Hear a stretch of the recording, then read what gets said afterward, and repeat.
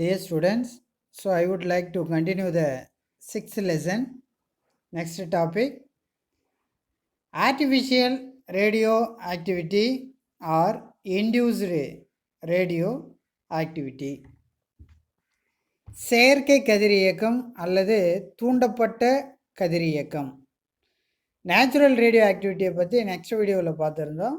Next artificial radio ஆக்டிவிட்டியை இந்த கிளாஸில் நம்ம டிஸ்கஸ் பண்ண போகிறோம்.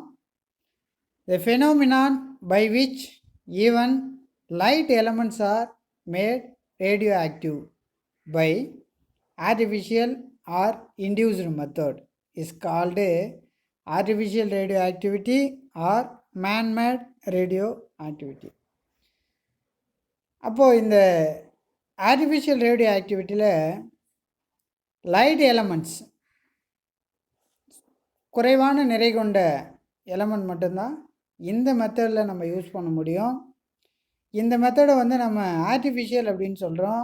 ஆர் மேன்மேட், மனிதரால் உண்டாக்கப்பட்ட கதிரியக்கம். This kind of radioactivity was discovered by Irene Curie and Joliot in 1934. இந்த கதிரியக்கத்தை யார் கண்டுபிடிச்சது அப்படின்னு சொன்னால் ஐரின் கியூரி அண்டு ஜூலியட். எந்த வருஷத்தில் அப்படின்னா 1934.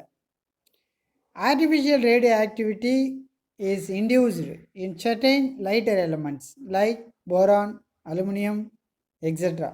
நம்ம முன்னாடியே சொன்னோம், குறைவான நிறை கொண்ட தனிமங்கள் மட்டும் இதில் நம்ம என்ன பண்ண முடியும், பயன்படுத்த முடியும்.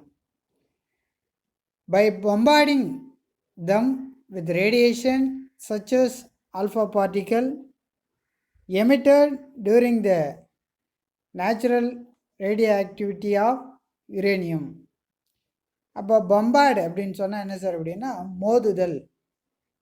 அப்போது குறைவான எடை கொண்ட தனிமத்தை ஆல்ஃபா பார்ட்டிகளை விட்டு ஆல்ஃபா பார்ட்டிகளை விட்டு பம்பார்ட் பண்ணும்போது, மோதும்போது என்ன ஆகும் அப்படின்னு சொன்னால் அதிலிருந்து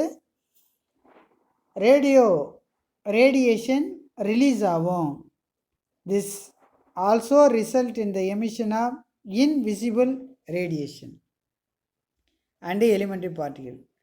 இன்விசிபிள் அப்படின்னா என்ன சார் அப்படின்னா இதனுடைய எமிஷனை நம்மளால் பார்க்க முடியாது. விசிபிள் அப்படின்னா பார்க்கலாம், இன்விசிபிள் அப்படின்னு சொன்னால் பார்க்க முடியாது.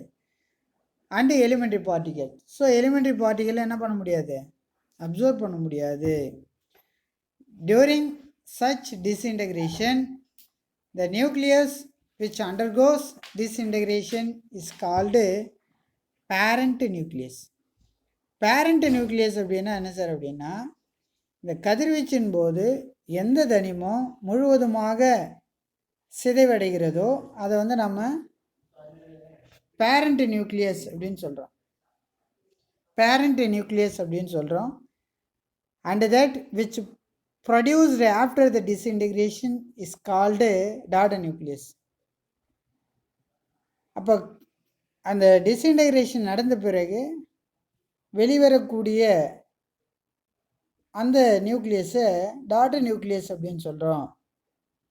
The particle which is used to induce the artificial disintegration is termed as projectile.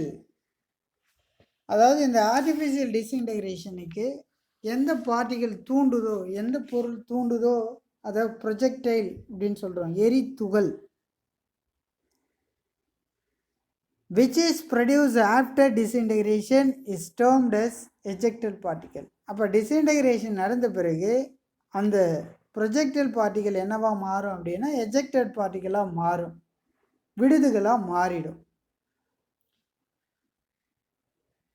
when the projectile hits the parent nucleus is converted into unstable nucleus which in turn decay, spontaneously emitting daughter nucleus along with the ejected particle.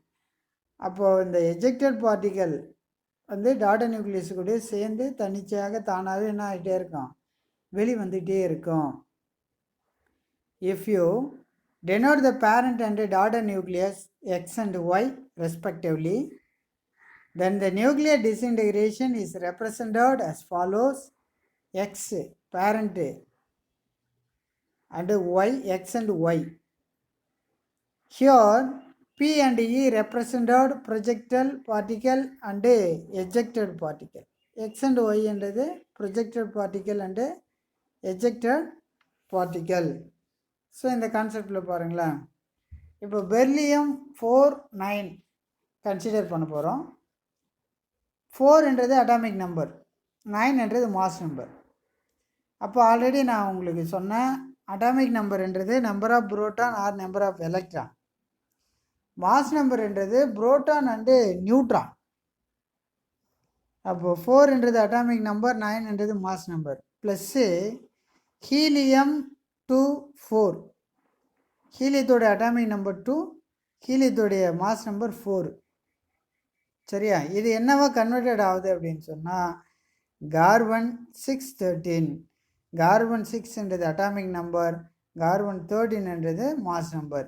அப்போது இங்கே பாருங்களேன், so இங்கே வந்து என்ன கொடுத்துருக்காங்க, இங்கே ஒரு 4 + 2, so இங்கே 6, ஸோ இங்கே 9 + 4 13. ஸோ ரெண்டுத்தையும் ஆட் பண்ணிங்கன்னா 13 வரும்.